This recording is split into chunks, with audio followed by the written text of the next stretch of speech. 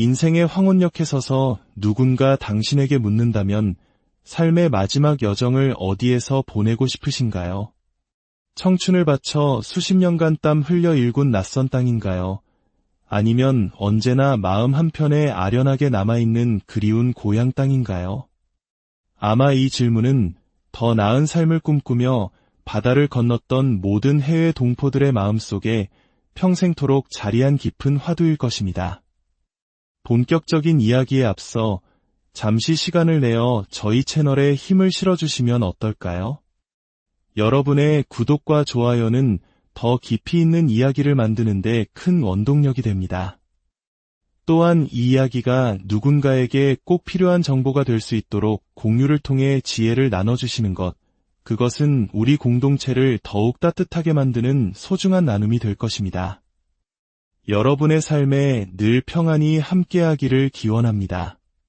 오늘 우리는 같은 시대, 하나의 조국을 떠나 광활한 북미 대륙에 정착했지만 은퇴 후 전혀 다른 삶의 풍경을 마주하게 된 두 동포 그룹의 이야기를 나누려 합니다. 국경 하나를 사이에 둔 미국과 캐나다. 자유와 기회의 땅이라 불리는 미국에서의 은퇴, 그리고 복지와 안정의 나라로 알려진 캐나다에서의 은퇴는 과연 어떻게 다를까요?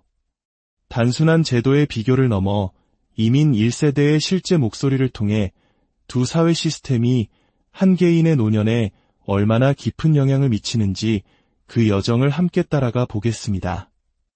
어느 날이었습니다. 30년 넘게 각자 미국과 캐나다에서 살아온 두 동포 친구가 오랜만에 고국 한국에서 만났습니다. 은퇴를 앞두고 삶의 다음 장을 고민하던 두 사람은 서로의 안부를 묻고 살아온 이야기를 나누다 문득 깊은 사실을 깨달았습니다.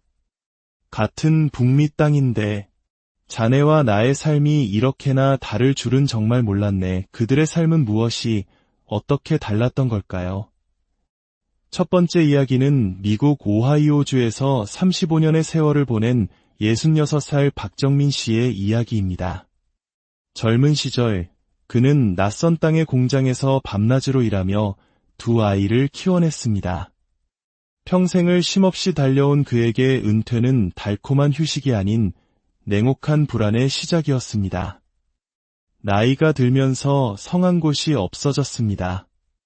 무릎은 쑤시고 혈압약과 당뇨약은 하루도 걸을 수 없는 친구가 되었습니다. 자연스레 병원 가는 일이 잦아졌습니다. 만 65세가 되어 노년층 의료보험인 메디케어에 가입하고 그것만으로는 부족해 민간보충보험까지 비싼 돈을 내며 들었지만 병원비 부담은 눈덩이처럼 불어났습니다. 약값은 해마다 무섭게 올랐고 메디케어가 보장해주지 않는 항목들은 계속해서 늘어만 갔습니다. 그는 이렇게 말합니다. 아픈 게 두려워서 병원에 못 가는 게 아니에요. 진료가 끝나고 날아올 병원비 청구서가 무서워서 아픈 거랬어 숨기고 참게 되더군요. 어느 날 참기 힘든 허리 통증으로 비교적 간단한 시술을 받은 후였습니다. 그가 받아든 청구서에는 본인 부담금으로 $5,000, 우리 돈으로 약 650만 원이 넘는 금액이 찍혀 있었습니다. 그 순간 박정민 씨는 깊은 절망감에 빠졌습니다. 나는 이 나라에서 평생 성실하게 세금을 내고 일했는데 왜 늙고 병드니 이토록 더 불안해져야만 하는 걸까? 결국 그는 모든 것을 정리하고 한국행 비행기에 오르기로 결심했습니다. 지금은 경기도 안양의 작은 임대 아파트에서 지내며 걸어서 다닐 수 있는 거리에 있는 복지관과 병원을 오갑니다. 여긴 병원이 바로 코앞이고 진료비는 $10,000도 채 안 나와요. 미국에서는 상상도 못할 일이죠. 한국이 정답이냐고요. 그건 저도 잘 모르겠습니다. 하지만 적어도 여기선 아파도 덜 무섭습니다. 그의 얼굴엔 그제야 비로소 깊은 안도의 빛이 서려 있었습니다. 반면 캐나다 토론토 근교에서 40년을 살아온 68살 김문실 씨의 노년 풍경은 사뭇 다릅니다. 남편과 함께 평생 청소 일을 하며 두 아들을 대학까지 보낸 그녀의 삶 역시 결코 넉넉하지 않았습니다. 하지만 의료비 때문에 걱정으로 밤잠을 설치는 일은 없었습니다. 세금으로 운영되는 캐나다의 전 국민 무상 의료 시스템 덕분이었습니다. 65세가 되자 캐나다에 일정 기간 이상 거주한 모든 노인에게 지급되는 노령보장연금 과저소득층을 위한 소득보조금이 매달 꼬박꼬박 통장에 들어오기 시작했습니다. 은행에 모아둔 얼마 안 되는 돈과 함께 그녀는 소박하지만 안정된 은퇴 생활을 시작할 수 있었습니다. 돈이 많지는 않아요. 그렇다고 앞날이 캄캄하고 두렵지도 않아요. 국가가 최소한의 삶은 지켜주니까요. 그녀는 허리가 아파 병원에 갈 때도 돈 걱정을 먼저 하지 않습니다. 물론 불편한 점도 있습니다. 전문의 진료나 MRI 같은 정밀 검사를 받으려면 몇 달씩 기다려야 하는 기나긴 대기 시간은 분명 단점입니다. 한국 같으면 당장 검사받고 결과도 바로 알 수 있겠죠. 하지만 여긴 그냥 그게 당연한 문화예요. 기다림이라는 시간 비용을 지불하는 대신 돈 걱정이라는 무거운 짐을 내려놓는 셈이죠. 처음엔 성인이 된 자녀들을 따라 한국으로 돌아갈까도 깊이 고민했지만 김문실 씨는 결국 캐나다에 남기로 했습니다. 몸은 좀 불편해도 마음은 편해요. 여긴 내가 청춘을 바쳐 살아온 내 삶의 터전이고 이제는 내가 이방인이라는 생각도 들지 않아요. 그리고 무엇보다 돈 걱정 없이 아플 수 있다는 것. 그게 가장 커요. 마지막으로 미국 시애틀과 캐나다 밴쿠버, 국경을 맞댄 두 도시를 모두 경험한 69살 판상우 씨의 선택은 우리에게 더 많은 것을 시사합니다. 젊은 시절 그는 미국에서 성공적으로 사업을 일궜습니다. 하지만 은퇴가 가까워지자 모든 것을 정리하고 돌연 캐나다로 이주했습니다. 이유는 단 하나, 미국의 살인적인 의료비 때문이었습니다. 나이가 드니까 내 건강보다 내 통장 잔고가 먼저 걱정되더라고요. 미국에선 언젠가 큰 병이라도 얻으면 평생 일군 집까지 팔아야 할지도 모른다는 공포가 늘 마음 한구석에 있었어요. 캐나다는 물론 불편한 점은 있지만 적어도 그런 공포는 없더군요. 그는 이제 캐나다의 느긋한 삶에 완전히 익숙해졌습니다. 종종 한국을 방문하지만 다시 미국으로 돌아갈 생각은 추호도 없다고 말합니다. 속도나 편리함, 기회의 크기는 단연 미국이 최고였죠. 하지만 모든 것을 내려놓은 은퇴한 노인에게는 돈이나 화려함보다 더 중요한 게 안심이더라고요. 마음 편히 늙어갈 수 있다는 믿음 말입니다. 이 세 사람의 이야기는 단순히 개인의 경험담이 아닙니다. 이는 미국과 캐나다라는 두 사회가 노년의 삶을 어떻게 바라보고 대하는지에 대한 근본적인 철학의 차이를 보여주는 생생한 증거입니다. 그렇다면 무엇이 이토록 큰 차이를 만드는 것일까요? 첫째, 단연 의료 시스템의 차이입니다. 미국은 메디케어라는 국가보험이 있지만 이것이 모든 것을 해결해주지는 않습니다. 진료비의 상당 부분, 특히 약값은 여전히 본인이 부담해야 하고 한국에서는 당연하게 여겨지는 치과, 안경, 보청기, 그리고 장기 요양 서비스는 대부분 보장되지 않아 개인이 감당해야 할 몫입니다.